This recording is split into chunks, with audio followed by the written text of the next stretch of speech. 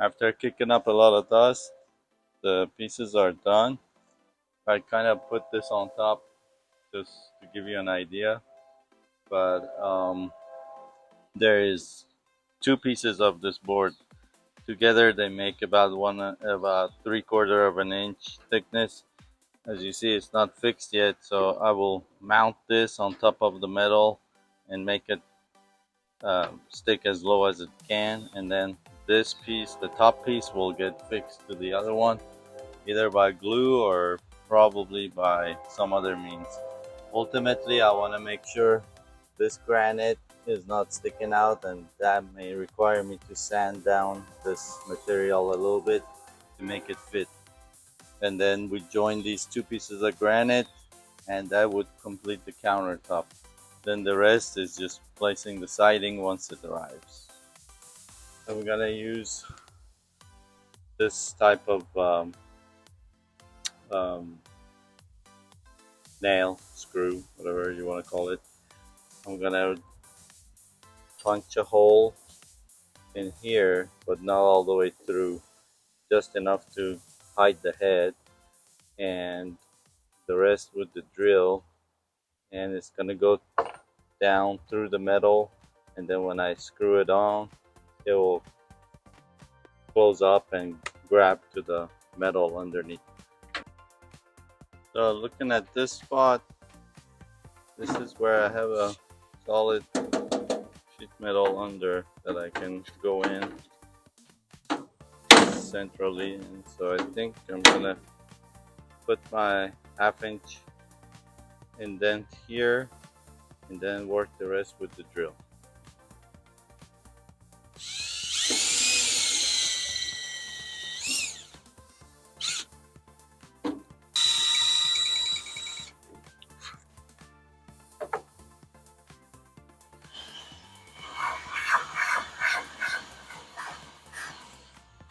So this here is a good indent, and now we're gonna see how much opening we need to drive the screw through the hole.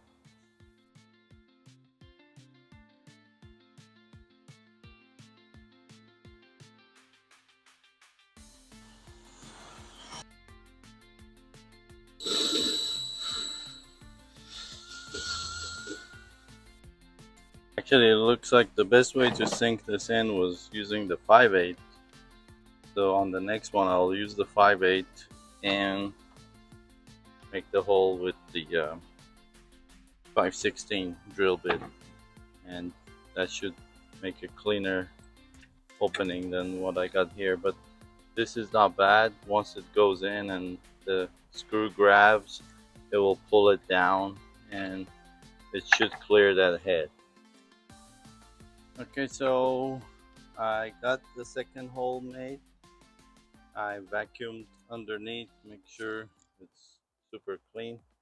Now I gotta make sure this screw is actually planted into the board before I screw it in. So I'm gonna tap it.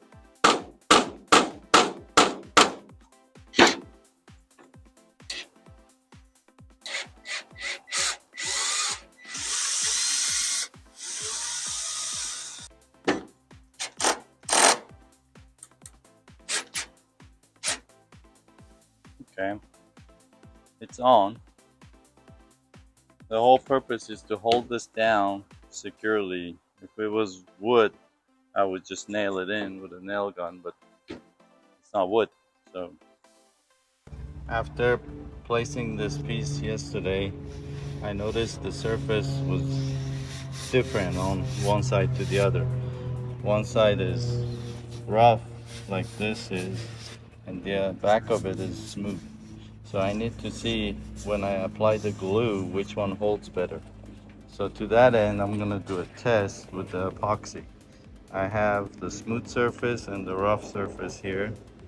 I'm gonna glue the smooth onto the smooth, and then rough to the smooth and rough to rough using the epoxy. And tomorrow we'll see how they hold, which one gives out, or if they all act the same. 24 hours have gone by. We're back to see the result of our test. So the epoxy is cured, obviously. It's hard. These are the multiple various surfaces. So first one was rough against rough. It's not giving away. This one was rough against smooth.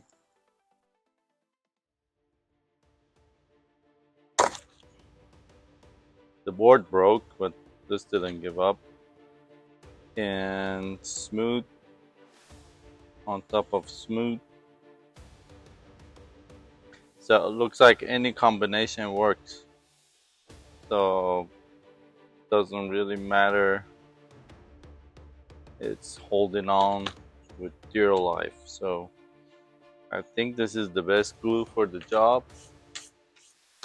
We will dry fit, make sure the granite is gonna sit properly, and use the epoxy glue to connect the bottom layer to the top layer. This is the dry fit of the granite. This piece that's still intact after the fire uh, is currently the way it's sitting. Looks like before I mount this bottom part, I have to do some trimming and get it leveled, which is not too hard. I was initially gonna cut this section here and cut in a cleaner piece and glue it in there, but looking at it and looking at this other repair that I did, I think if I just rejoin these two pieces using epoxy at the end product will be cleaner. Plus the granite is too discolored here. I don't know if you can see the brown from the heat, and this introducing this new piece is too clean and it's gonna attract more attention. Um, the other thing is making me hesitate. While this repair was satisfactory, if you notice there is a bump right here, so it wasn't like 100% perfect. Um, so in an imperfect world, I think I'll just glue these two pieces back together and call it a day. As far as where the granite is sitting, it looks perfect. Looking at this remnants piece from before, once the wall comes in, it fits perfect here. On this part, it's a little tight. I may have to do some trimming on the stone. That's not a big deal. And I measured from this corner of the stone to the other, and it's 38 and a half, which is what the recommended opening was. I will probably trim this out and it will come out cleaner before I glue it in. Overall, very happy. Some off camera work was needed here. Using a handheld sander, I made sure I could get this piece as flush as I can with this part, so when later I'm gonna slide the rocks in here, I don't have to fight with it too much. Also, I wanted to make sure when the granite goes on top, this is not sticking out with the top piece.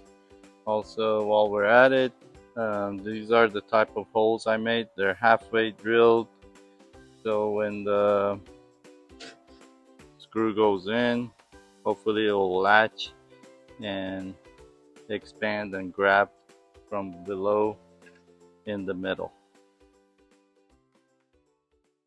This material, as hard as it is, it's still very fragile when it comes to power tools.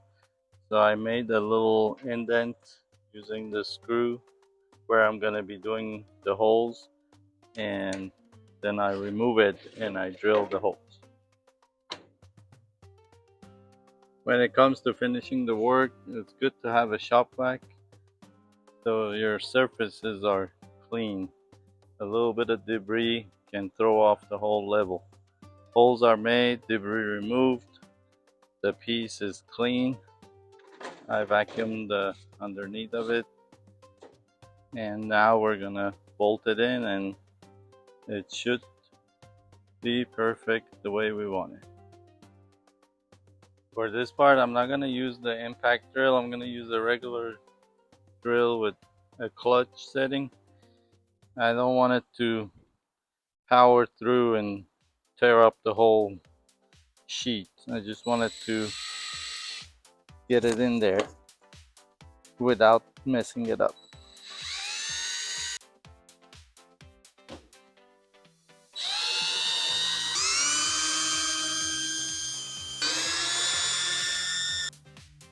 Okay, and then now this piece is in, not sticking out, and when I glue the other one, it'll be nice and clean and level.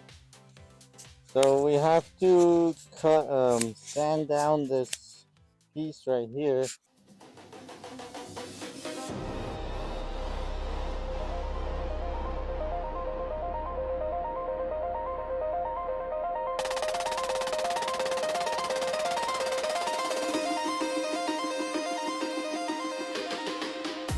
So here's a little explanation of what I've been doing for the past day and a half. If you notice, this is the underlayment material that I used. I was gonna put two of them together. Two of them put together, going with this thickness, it was too thick. It was coming up to about this far up the granite. So in order to make it work, I went ahead and sanded this down. So I finally had to go buy the belt for the belt sander, which I'm not a big fan of, but and I managed to thin out this side almost by half.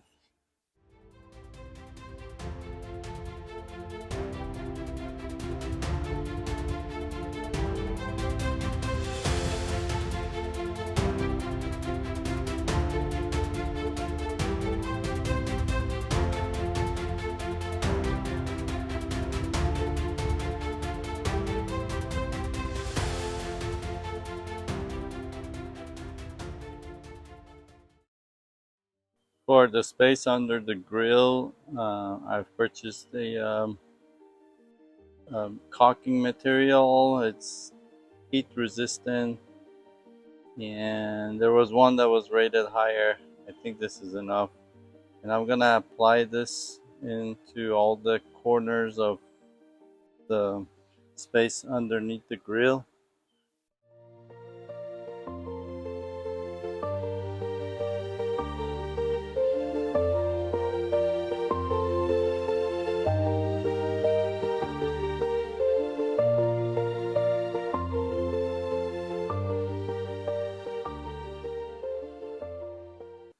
Caulking was applied. did a I didn't have a sponge. I forgot. I used a towel, and I did a wet run at the end to try and get it smooth. We closed all the gaps. Hopefully it won't crack and open. I put enough so it should hold together.